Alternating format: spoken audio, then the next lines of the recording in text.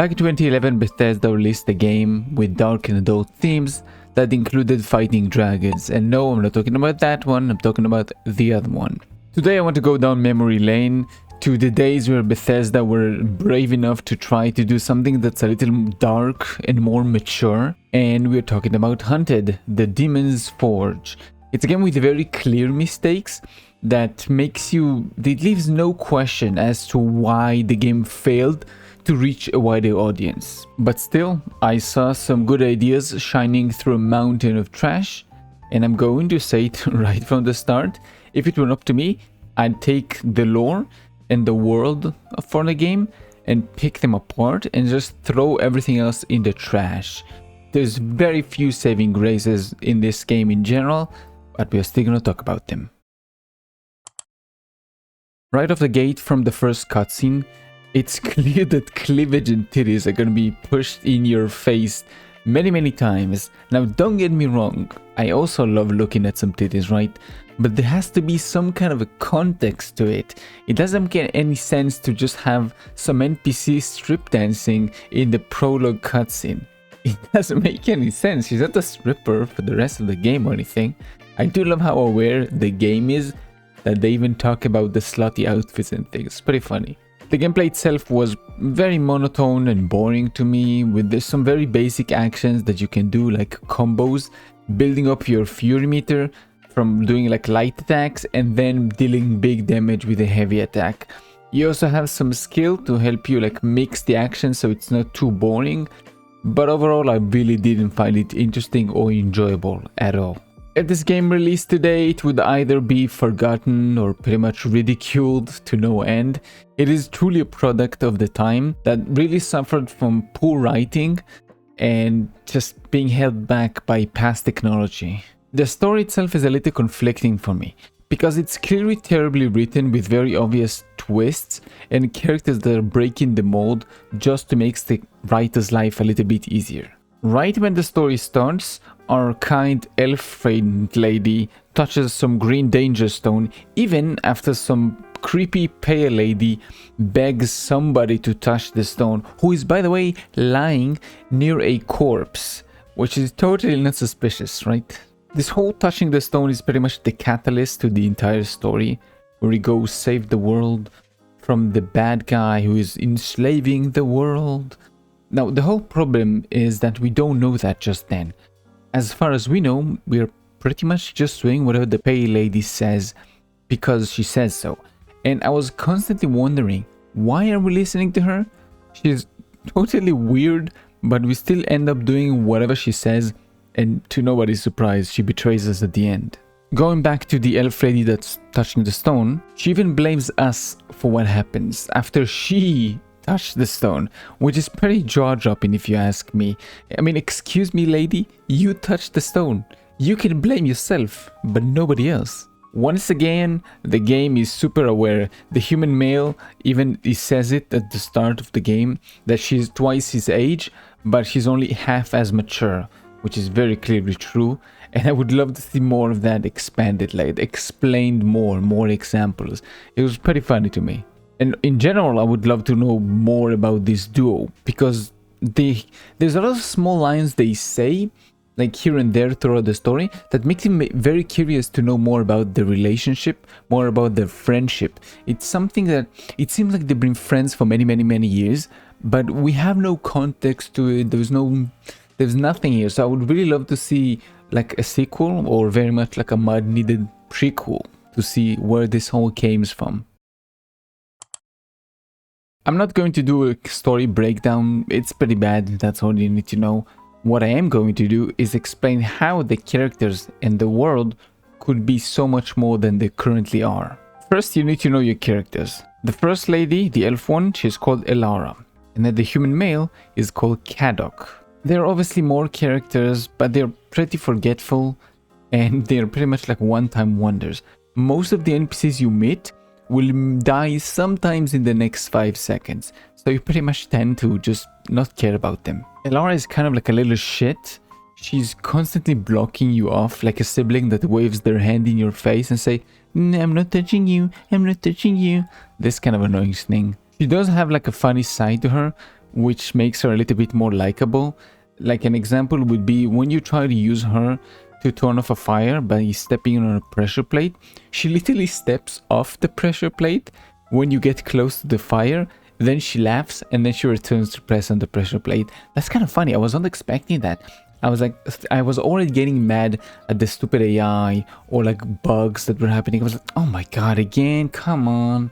But no, it was actually a joke, which was freaking hilarious. Kadok is just your average dude. If they had super strength, he can push walls, which is pretty insane.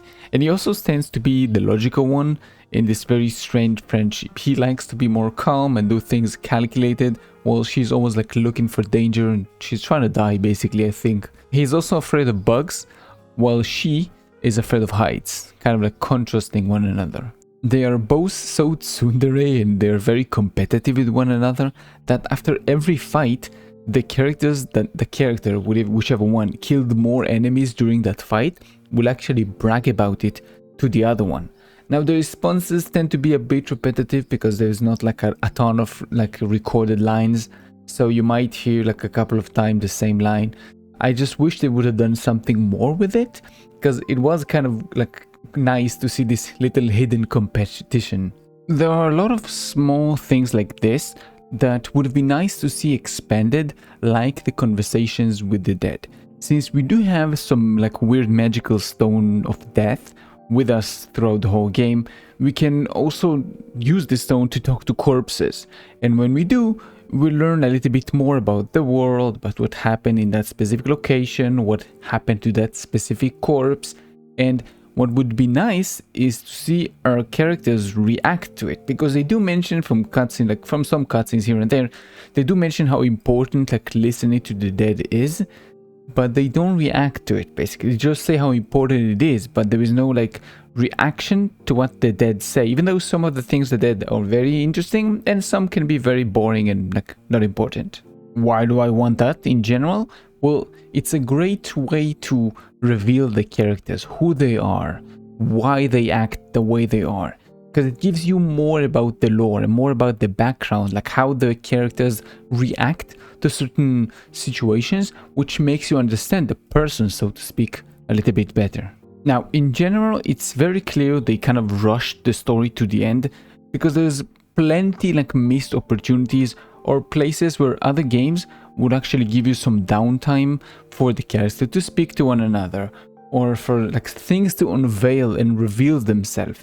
Then you can explain to the player things that maybe they didn't know before. I think the best example I can use for like a breather in the story is right after we finish fighting like the big demon in the city of Lear, the first time you fight him, and we are then taking like an overnight ship ride to another city, like down the river. It would be the perfect timing to have like a deeper conversation between the two characters and then reveal a little bit more about them, why they act the way they are. But instead what happened, we just skip to the next city, like whoop, just skip to the morning, and we get like a little voiceover that says they were both quiet the entire ship ride, and that's it. It's kind of like the way the game answers all of these situations. Like there are a few times that I saw, hey, we could have something a little bit more deeper here, but the story just did voiceover and skipped to the next scene. I do want to quickly mention the gameplay. It's not like there's any like hidden gems or hidden diamonds in here, but I do think it's still important to understand what is the current product to maybe prevent like future mistakes from happening again. Like I said at the beginning, combat is pretty basic. You have attack and defend with 4 skills of your choice out of like 6 in total. Now, weirdly enough, your shield breaks after a short use, so you constantly need to find shields from the environment, which is pretty convenient because there are shields placed pretty much everywhere, including on the enemies. To use your skills, you actually need to press a number, so you press 1 through 4 depending on which skill you want to use, and then you press Q to execute the skill. Now, if you're trying to use some kind of a ranged skill, like using lightning, then you need to press the button again to actually fire off the skill, because when you press Q you go into range mode. What I'm trying to say, it's terrible. Just so many button clicking, just things that just feel so unintuitive and very robotic. Exploration is very dual-sided, because you do get nice rewards from exploring, and I love that. But to get those rewards or to like solve puzzles, you need to start a quest trigger. You need to go to a place, speak to a plaque, do something in order to start the quest. You can't just fall, you can't just look around, you can't just explore. You have to explore when you're given the I don't know, the permission to. Let me actually give you an example, the ruins door puzzle. To open a door, you must collect 3 items, then burn them in a fire, and then present the results to the door. The thing is, you find the ingredients before you find the door. So if you already look at the items, you say, these look like they're going to be used for something, you can't collect them. You first have to go speak to the door, then go back, collect the item, put it in the fire, and then go back to the door. It kind of ruins the whole feeling of exploration. Now, to even get to those ruins in general, like this whole area, you have to break a few planks on a side road, and then you go like in a small road, and then slowly it opens up into this big area with the ruins, which makes it totally optional. You don't have to go there. But you see what I mean? Like the duality here, like there is some nice exploration. Like if you go off and you do something small, then you find like something huge with a nice reward. But to do that, you have to like do the unfun stuff. You see what I mean with this being like a little bit like 50-50? Now, puzzles in general are going to be a little bit meh because they're not really puzzles. You can only interact with very specific things in the game. So you can just run around, press E, and you pretty much can solve anything. A good example I can think of is this puzzle at the start where you have to shoot like a flaming arrow into a lamp and then like a hidden room, so to speak, opens up. It's like, that's the only thing I can do over there. So, you know, there are a lot of puzzles in the game that are going to include your AI companion, and they are fun to do. The problems comes from the response time. So every time you want to light something on fire, you have to hold E, wait for a whole 2 sentences to be said, and then only some kind of action is being taken. I know it sounds like nothing. Hey, 2 sentences, that's nothing. Yeah, but now times this by the amount of puzzle pieces that are in the game. I'm not saying by puzzles, because every puzzle can have like multiple segments to it where you have to light something on fire. And in total, it becomes like a lot of waiting time, really not fun. One final thing I want to say about the gameplay is the QTE, the quick time event, which if you didn't get that are not very quick. When you're pushing a cart or a wall or something, you're gonna sit there for like 5 seconds just smashing the spacebar until the character actually does the action. It's very strange to do that. You don't have to do anything once the character starts moving. It feels very disconnected, like you're charging up or something. I don't know, it feels very weird. Like I said at the start, this game is pretty much like a product of its time. I think the gameplay makes it super clear, like constantly getting stuck on the terrain, or like the super railroaded path that you have straight from the new game button all the way to the credits. I just wish it were different, but unfortunately it isn't. The world and tone is something that I do like in this game. Not what the game presents, because that's pretty bad, but what it's going for in general. So our characters are actually mercenaries, so they collect gold, but you can't do anything with the gold.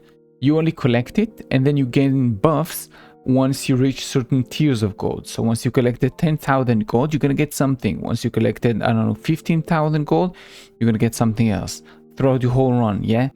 And I just wish there would be like some kind of a contrast given to it. I'm not saying, hey, give me a store to buy like, I don't know, silk clothes or something. I'm saying, show me rich areas. Show me what we can do with the gold. Because everything you see throughout the whole game is like hunger, death, doom, destruction. What do you need gold for that? Like, what are you going to do with like money when the world is ending? Nothing. So we need some contrast. There actually were quite a few questions that the game left me with. Most of them were triggered by some line that NPC would say, which then seemed like, this is a good place to take the story into, but obviously they didn't go there. When we were in the first city, there's some guards that are gonna speak about, hey, elves are non-existent anymore. And then it triggers a question in my head, why? What happened? Like, why? Did somebody kill them all? Did they die? Was there like some kind of extinction event? This would be something cool to like learn about, right? Maybe it even connected to how like Kadok and Elara met, right? How they became friends, which is then my next question. How did they become friends? Like, what's the dynamic over there? Seems interesting to me. I don't know if it's to you, but to me it seems like a little interesting, something to build the story on.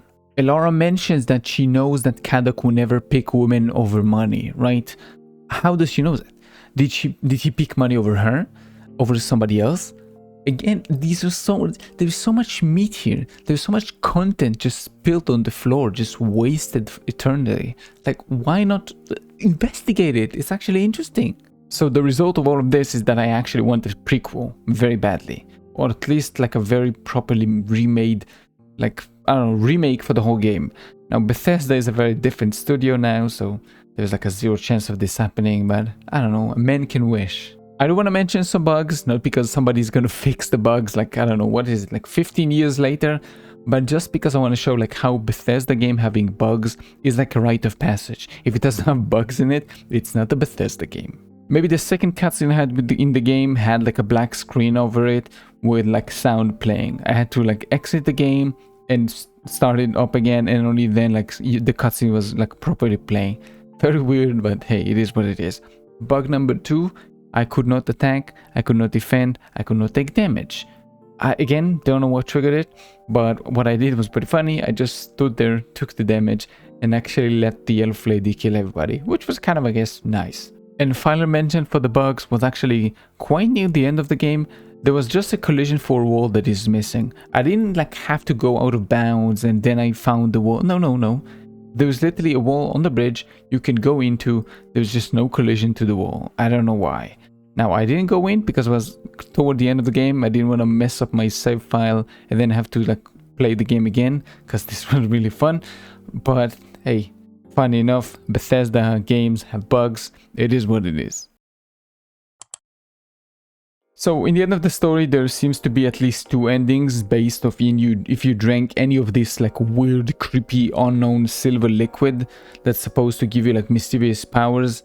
I wasn't born yesterday, so I obviously know that games have the tendency to like give you power-ups only to then stab you in the end. So I made my campaign a little harder by not using any of this. I don't even know what it does. They just say it gives you power-ups, so I assume it makes you stronger. And I got the good ending, because it's a very expected twist. But it was still enjoyable to see the fruits of my labor, like working harder and then seeing the good ending. Feels like it paid off. It's a very short game, 12 hours start to finish. The ending like left a teaser for a future game, but from searching online, it seems like a sequel is pretty much not gonna happen. So this game goes right in there with another game that is called Enslaved Odyssey to the West, which is a very like similar games in every aspect pretty much, where the gameplay like had some fun to it, but overall it's pretty bad. And the story was like built on good foundations, but it suffered from pretty like similar problems, namely like the pacing and the breathing room for the characters to grow, and maybe even like expanding the lore that the characters act like we are supposed to know about. So overall I liked the game, but there were some clear issues that make it very obvious why the game didn't sell very well when it released. Mostly the gameplay and the too linear and generic betrayal story were to blame. You can still do the same ending, but you still need a little bit more meat in the middle of it for the player to actually feel connected to the characters who will then betray him at the end. I was actually thinking right before the ending, like before the final boss, do I care if any of the characters die now, like in the cutscene? And my answer was no, I just don't care.